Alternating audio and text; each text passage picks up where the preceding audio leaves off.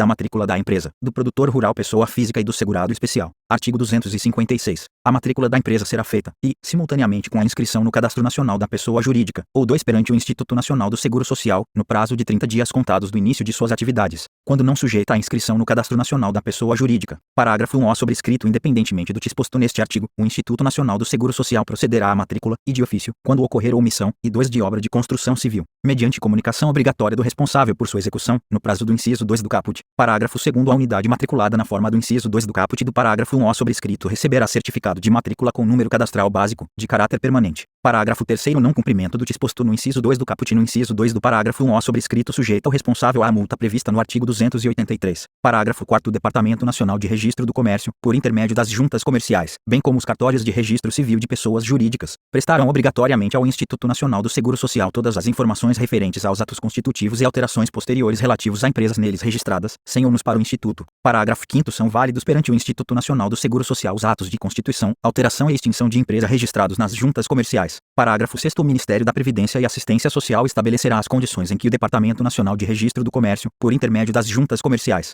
e os cartórios de registro civil de pessoas jurídicas cumprirão o disposto no parágrafo 4º. Artigo 256. A matrícula atribuída pela Secretaria da Receita Federal do Brasil ao produtor rural pessoa física ou segurado especial é um documento de inscrição do contribuinte, em substituição à inscrição no Cadastro Nacional de Pessoa Jurídica, CNPJ, a ser apresentado em suas relações, e, com o poder público, inclusive para licenciamento sanitário de produtos de origem animal ou vegetal submetidos a processos de beneficiamento ou industrialização artesanal, e, com as instituições financeiras, para fins de contratação de operações de crédito, e 3 com os adquirentes de sua produção ou fornecedores de sementes, insumos, ferramentas e demais implementos agrícolas. Parágrafo 1. O para fins de recolhimento das contribuições previdenciárias, a matrícula de que trata o caput será atribuída ao grupo familiar no ato de sua inscrição.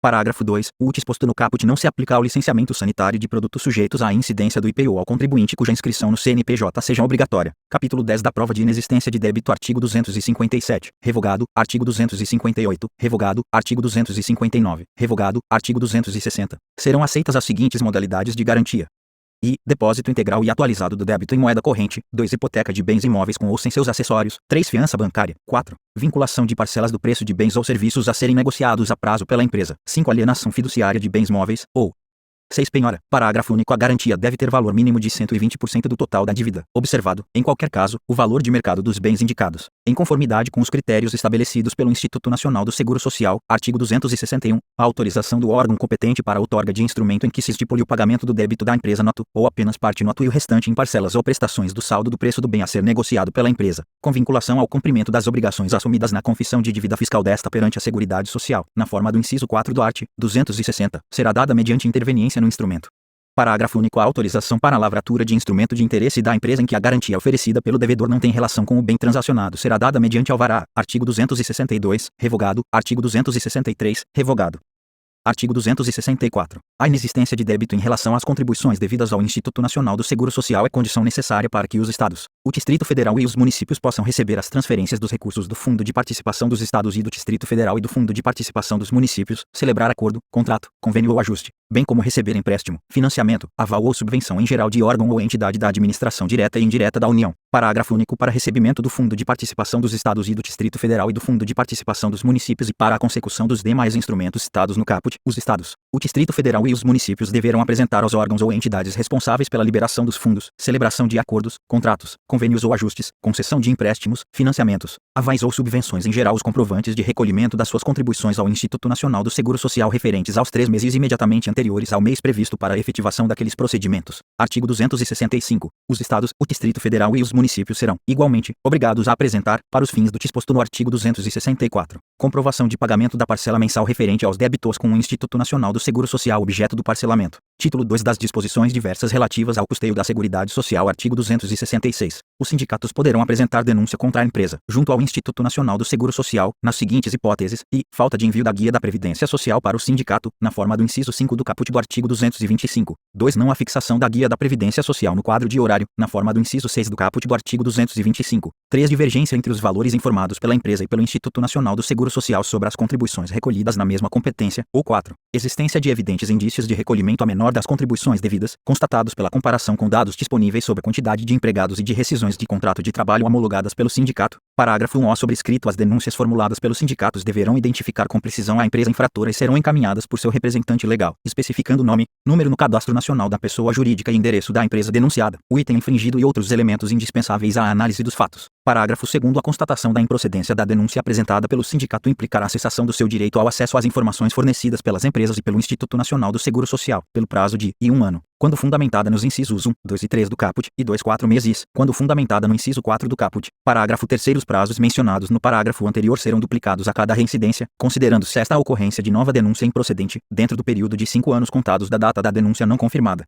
Artigo 267. Revogado. Artigo 268. O titular da firma individual e os sócios das empresas por cotas de responsabilidade limitada respondem solidariamente, com seus bens pessoais, pelos débitos junto à Seguridade Social. Parágrafo único. Os acionistas controladores, os administradores, os gerentes e os diretores respondem solidariamente e subsidiariamente, com seus bens pessoais, quanto ao inadimplemento das obrigações para com a Seguridade Social, por dolo ou culpa. Artigo 269. Os orçamentos das entidades da administração pública direta e indireta devem consignar as dotações ao pagamento das contribuições devidas à Seguridade Social, de modo a assegurar a sua regular liquidação dentro do exercício.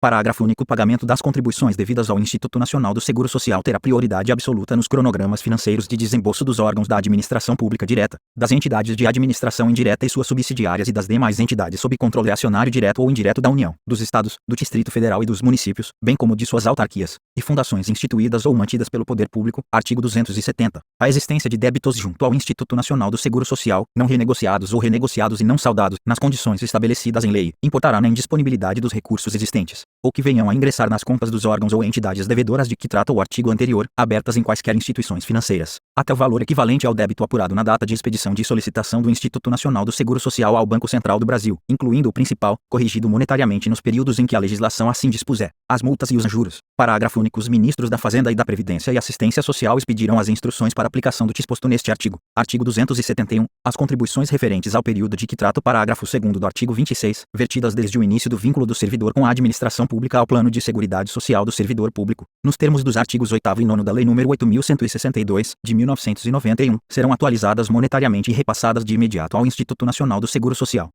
Artigo 272. As alíquotas a que se referem o inciso 2 do artigo 200 e os incisos 1 e 13 parágrafo 8º do artigo 202 são reduzidas em 50% de seu valor, a partir de 22 de janeiro, de 1998, por 60 meses, nos contratos de trabalho por prazo determinado, nos termos da Lei nº 9.601, de 21 de janeiro, de 1998. Artigo 273. A empresa é obrigada a preparar folha de pagamento dos trabalhadores contratados com base na Lei nº 9.601, de 1998, na forma do artigo 225, agrupando ou separadamente. Artigo 274. O Instituto Nacional do Seguro Social poderá arrecadar e fiscalizar, mediante remuneração de 3,5% sobre o montante arrecadado, contribuição por lei devida a terceiros, desde que provenha de empresa, segurado, aposentado ou pensionista a ele vinculado, aplicando-se a essa contribuição, no que couber, o disposto neste regulamento. Parágrafo 1. O sobrescrito o disposto neste artigo aplica-se às contribuições que tenham a mesma base utilizada para o cálculo das contribuições incidentes sobre a remuneração paga, devida ou creditada a segurados, bem como sobre as contribuições incidentes sobre outras bases a título de substituição. Parágrafo 2º. As contribuições previstas neste artigo ficam sujeitas aos mesmos prazos, condições, sanções e privilégios das contribuições da Seguridade Social, inclusive no que se refere à cobrança judicial. Artigo 275. O Instituto Nacional do Seguro Social divulgará, trimestralmente, lista atualizada dos devedores com débitos inscritos na dívida ativa relativos às contribuições previstas nos incisos 1, 2, 3, 4 e 5 do parágrafo único do artigo 195, acompanhada de relatório circunstanciado das medidas administrativas e judiciais adotadas para a cobrança e execução da dívida. Parágrafo 1. O sobrescrito relatório a que se refere o caput será encaminhado aos órgãos da administração federal direta e indireta, às entidades controladas direta ou indiretamente pela União, aos registros públicos, cartórios de registro de títulos e documentos, cartórios de registro de imóveis e ao Sistema Financeiro Oficial, para os fins do parágrafo 3º do artigo 195 da Constituição Federal e da Lei nº 7.711, de 22 de dezembro de 1988. Parágrafo 2º. O Ministério da Previdência e Assistência Social fica autorizado a firmar convênio com os governos estaduais, do Distrito Federal e municipais para extensão, aquelas esferas de governo, das hipóteses previstas no artigo 1 sobrescrito da Lei nº 7.711, de 1988. Artigo 276. Nas ações trabalhistas de que resultar o pagamento de direitos sujeitos à incidência de contribuição previdenciária, o recolhimento das importâncias devidas à Seguridade Social será feito no dia 2 do mês seguinte ao da liquidação da sentença. Parágrafo 1 sobrescrito no caso do pagamento parcelado. As contribuições devidas à Seguridade Social serão recolhidas na mesma data e proporcionalmente ao valor de cada parcela. Parágrafo 2º. Nos acordos homologados em que não figurarem, discriminadamente, as parcelas legais de incidência da contribuição previdenciária, esta incidirá sobre o valor total do acordo homologado. Parágrafo 3º. Não se considera como discriminação de parcelas legais de incidência de contribuição previdenciária a fixação de percentual de verbas remuneratórias e indenizatórias constantes dos acordos homologados, aplicando-se, nesta hipótese, o disposto no parágrafo anterior. Parágrafo 4º. A contribuição do empregado no caso de ações trabalhistas será calculada, mês a mês, aplicando-se as alíquotas previstas no artigo 198, observado o limite máximo do salário de contribuição. Parágrafo 5º. Na sentença ou acordo homologado, cujo valor da contribuição previdenciária devida for inferior ao limite mínimo permitido para recolhimento na Guia da Previdência Social, é autorizado o recolhimento dos valores devidos cumulativamente com as contribuições normais de mesma competência. Parágrafo 6º. O recolhimento das contribuições do empregado reclamante deverá ser feito na mesma inscrição em que são recolhidas as contribuições devidas pela empresa. Parágrafo 7º. Se da decisão resultar reconhecimento de vínculo empregatício, deverão ser exigidas as contribuições, tanto do empregador como do reclamante, para todo o período reconhecido, ainda que o pagamento das remunerações a ele correspondentes não tenham sido reclamadas na ação, tomando-se por base de incidência, na ordem, o valor da remuneração paga, quando conhecida, da remuneração paga a outro empregado de categoria ou função equivalente ou semelhante, do salário normativo da categoria ou do salário mínimo mensal, permitida a compensação das contribuições patronais eventualmente recolhidas. Parágrafo 8º. Havendo reconhecimento de vínculo empregatício para empregado doméstico, tanto as contribuições do segurado empregado como as do empregador deverão ser recolhidas na inscrição do trabalhador. Parágrafo 9º. Exigido o recolhimento da contribuição previdenciária de que trata o inciso 2 do artigo 201, incidente sobre o valor resultante da decisão que reconhecerá a ocorrência de prestação de serviço à empresa, mas não o vínculo empregatício, sobre o valor total da condenação ou do acordo homologado, independentemente da natureza da parcela e forma de pagamento. Artigo 277. A autoridade judiciária deverá velar pelo fiel cumprimento do disposto no artigo anterior, executando, de ofício, quando for o caso, as contribuições devidas, fazendo expedir notificação ao Instituto Nacional do Seguro Social, para dar-lhe ciência dos termos da sentença, do acordo celebrado ou da execução. Parágrafo único. O Instituto Nacional do Seguro Social fornecerá, quando solicitados, as orientações e dados necessários ao cumprimento do que dispõe este artigo. Artigo 278. Nenhuma contribuição é devida à Seguridade Social se a construção residencial for unifamiliar, com área total não superior a 70 metros quadrados, destinada a uso próprio, do tipo econômico e tiver sido executadas em a utilização de mão de obra assalariada. Parágrafo único. Comprovado o descumprimento de qualquer das disposições do caput, tornam-se devidas as contribuições previstas neste regulamento, sem prejuízo das cominações legais cabíveis.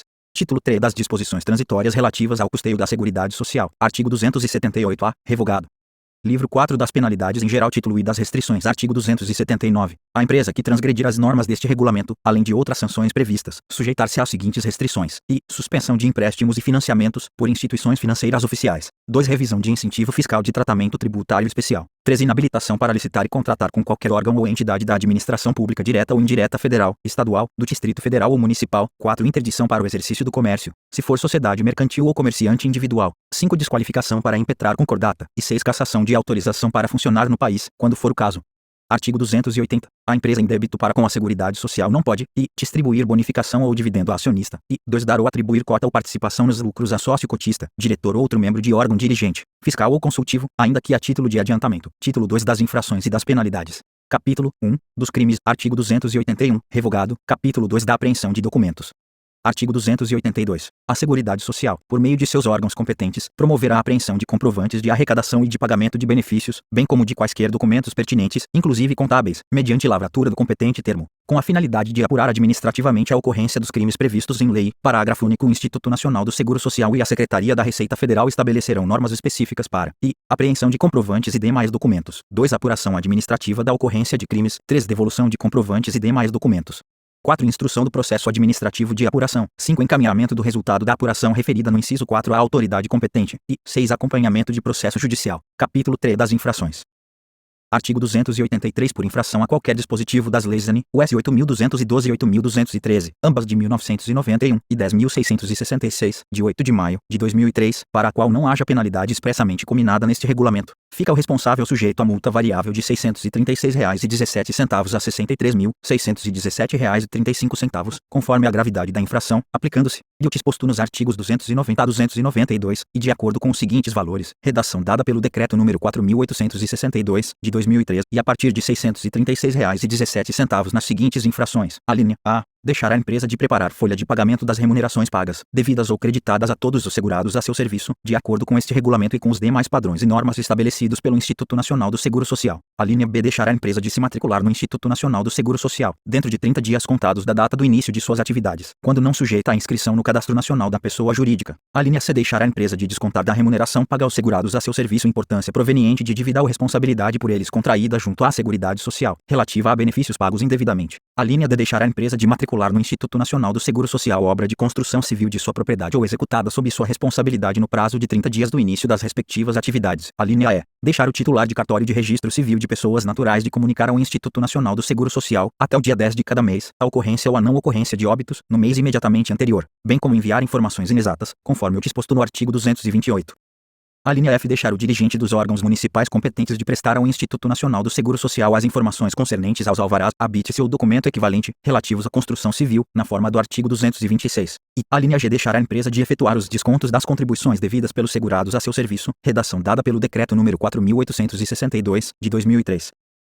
A linha H. Deixar a empresa de elaborar e manter atualizado o perfil profissiográfico abrangendo as atividades desenvolvidas pelo trabalhador e de fornecer a este, quando da rescisão do contrato de trabalho, cópia autêntica deste documento, e, incluída pelo Decreto número 4.862, de 2003, 2 a partir de R$ 6.361,73 nas seguintes infrações. A linha A. Deixar a empresa de lançar mensalmente, em títulos próprios de sua contabilidade, de forma discriminada, os fatos geradores de todas as contribuições, o montante das quantias descontadas, as contribuições da empresa e os totais recolhidos. A linha B. Deixar a empresa de apresentar ao Instituto Nacional do Seguro Social e à Secretaria da Receita Federal os documentos que contenham as informações cadastrais, financeiras e contábeis de interesse dos mesmos, na forma por eles estabelecida. Os esclarecimentos necessários à fiscalização. A linha C. Deixar o servidor, o serventuário da Justiça ou o titular de serventia extrajudicial de exigir documento comprobatório de inexistência de débito, quando da contratação com o poder público ou no recebimento de benefício ou de incentivo fiscal ou creditício. A linha D. Deixar o servidor, o serventuário da Justiça ou o titular de serventia extrajudicial de exigir o documento comprobatório de inexistência de débito, quando da alienação ou oneração, a qualquer título, de bem imóvel ou direito a ele relativo. A linha E. Deixar o servidor, o serventuário da Justiça ou o titular de serventia extrajudicial de exigir a apresentação do documento comprobatório de inexistência de débito na alienação ou oneração, a qualquer título, de bem móvel incorporado ao ativo permanente da empresa, de valor superior a R$ 15.904,18. A linha F. Deixar o servidor, o serventuário da Justiça ou o titular de serventia extrajudicial de exigir documento comprobatório de inexistência de débito no registro ou arquivamento, no órgão próprio, de ato relativo à baixa ou redução de capital de firma individual, redução de capital social, cisão total ou parcial, transformação ou extinção de entidade ou sociedade comercial ou civil e transferência de controle de cotas de sociedades de responsabilidade limitada. A linha G. Deixar o servidor, o serventuário da Justiça ou o titular de serventia extrajudicial de exigir documento comprobatório de inexistência de débito do proprietário, pessoa física ou jurídica, de obra de construção civil, quando da averbação de obra no registro de imóveis. A linha H. Deixar o servidor, o serventuário da Justiça ou o titular de serventia extrajudicial de exigir documento comprobatório de inexistência de débito do incorporador, quando da averbação de obra no registro de imóveis, independentemente do documento apresentado por ocasião da inscrição do memorial de incorporação. A linha E. Deixar o dirigente da entidade da administração pública direta ou indireta de consignar as dotações necessárias ao pagamento das contribuições devidas à Seguridade Social, de modo a assegurar a sua regular liquidação dentro do exercício. A linha J. Deixar a empresa, o servidor de órgão público da administração direta e indireta, o segurado da Previdência Social, o serventuário da Justiça ou o titular de serventia extrajudicial, o síndico ou seu representante, o comissário ou liquidante de empresa em liquidação judicial ou extrajudicial, de exibir os documentos e livros relacionados com as contribuições previstas neste regulamento ou apresentar, sem atender às formalidades legais exigidas ou contendo informação diversa da realidade ou, ainda, com omissão de informação verdadeira. A linha L. Deixar a entidade promotora do espetáculo desportivo de efetuar o desconto da contribuição prevista no parágrafo 1 sobrescrito do artigo 205. A linha M. Deixar a empresa ou a entidade de reter e recolher a contribuição prevista no parágrafo 3º do artigo 205. A linha N. Deixar a empresa de manter laudo técnico atualizado com referência aos agentes nocivos existentes no ambiente de trabalho de seus trabalhadores ou emitir documento de comprovação de efetiva exposição em desacordo com o respectivo laudo. E a linha O. Revogada pelo Decreto número 4.882, de 2003, parágrafo 1 sobrescrito considera-se dirigente, para os fins do disposto neste capítulo, aquele que tem a competência funcional para decidir a prática ou não do ato que constitua infração à legislação da Seguridade Social. Parágrafo 2. A falta de inscrição do segurado sujeita ao responsável à multa de R$ 1.254,89 por segurado não inscrito. Parágrafo 3º. As demais infrações a dispositivos da legislação, para as quais não haja penalidade expressamente combinada, sujeitam o infrator à multa de R$ 636,17. Artigo 284. A infração ao disposto no inciso 4 do caput do artigo 225 sujeitará o responsável às seguintes penalidades administrativas, e valor equivalente a um multiplicador sobre o valor mínimo previsto no caput do artigo 283, em função do número de segurados, pela não apresentação da guia de recolhimento do Fundo de Garantia do Tempo de Serviço e informações à Previdência Social, independentemente do recolhimento da contribuição, conforme quadro abaixo. 0 a 5 segurados, meio valor mínimo, 6 a 15 segurados, 1 vezes o valor mínimo, 16 a 50 segurados. 2 vezes o valor mínimo, 51 a 100 segurados, 5 vezes o valor mínimo, 101 a 500 segurados, 10 vezes o valor mínimo, 501 a 1000 segurados, 20 vezes o valor mínimo, 1001 a 5000 segurados, 35 vezes o valor mínimo, acima de 5000 segurados.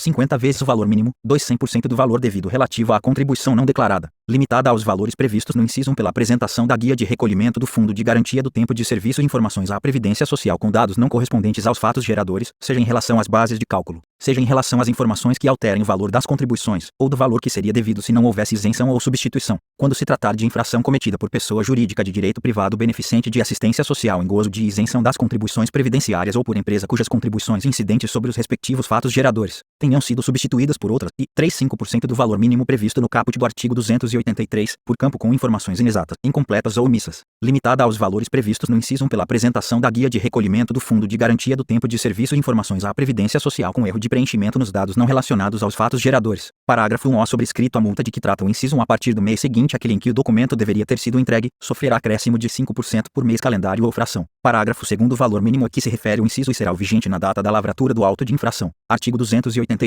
A infração ao disposto no art. 280 sujeita o responsável à multa de 50% das quantias que tiverem sido pagas ou creditadas a partir da data do evento. Artigo 286. A infração ao disposto no artigo 336 sujeita o responsável à multa variável entre os limites mínimo e máximo do salário de contribuição, por acidente que tenha deixado de comunicar nesse prazo. Parágrafo 1. Sobrescrito em caso de morte, a comunicação a que se refere este artigo deverá ser efetuada de imediato à autoridade competente. Parágrafo 2. A multa será elevada em 2 vezes o seu valor a cada reincidência. Parágrafo 3. A multa será aplicada no seu grau mínimo na ocorrência da primeira comunicação feita fora do prazo estabelecido neste artigo, ou não comunicada, observado o disposto nos artigos 290 a 292.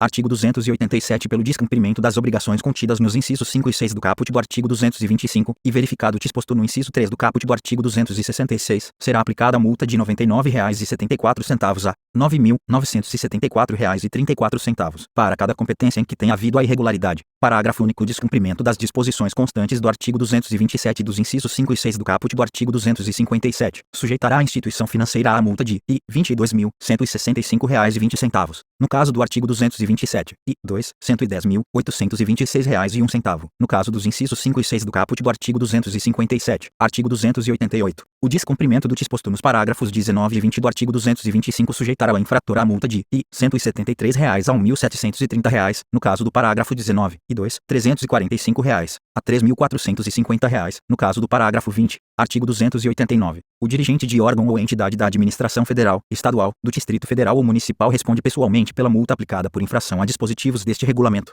sendo obrigatório o respectivo desconto em folha de pagamento, mediante requisição dos órgãos competentes e a partir do primeiro pagamento que se seguirá à requisição. Parágrafo único. Ao disposto neste artigo não se aplica a multa de que trata o inciso 3 do artigo 239. Capítulo 4 das circunstâncias agravantes da penalidade. Artigo 290. Constituem circunstâncias agravantes da infração, das quais dependerá a gradação da multa, ter o infrator, e, tentado subornar servidor dos órgãos competentes. 2. Agido com dolo, fraude ou má-fé. 3. Desacatado, no ato da ação fiscal, o agente da fiscalização. 4. Obstado à ação da fiscalização, ou 5. Incorrido em reincidência. Parágrafo único. Caracteriza reincidência a prática de nova infração a dispositivo da legislação por uma mesma pessoa ou por seu sucessor, dentro de 5 anos da data em que se tornar irrecorrível administrativamente a decisão condenatória, da data do pagamento ou da data em que se configurou a revelia, referentes à autuação anterior. Capítulo 5. Das circunstâncias atenuantes da penalidade. Artigo 291. Revogado pelo Decreto número 6.727, de 2009.